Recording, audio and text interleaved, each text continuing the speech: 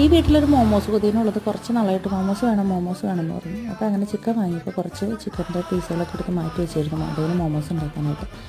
അപ്പോൾ ഞാൻ മാവ് ഇതുപോലെ പരത്തിയെടുത്ത് ഇങ്ങനെ കുഞ്ഞു കുഞ്ഞു വട്ടാക്കിയിട്ടൊക്കെ ഞാൻ ഉണ്ടാക്കാൻ നോക്കിയത്. ഫില്ലിങ്ങും മാവും നേരത്തെ റെഡിയാക്കി വെച്ചിരുന്നു. പക്ഷേ എന്താ പറയുക, ഇത്രയും ചെറുതാക്കി ഉണ്ടാക്കി കഴിഞ്ഞാൽ നമുക്ക് കൂട്ടിയാൽ കൂടില്ല എന്ന് എനിക്ക് മനസ്സിലായി. കാരണം കുറേ നേരം വേണം, നല്ലപോലെ ക്ഷമയും വേണം.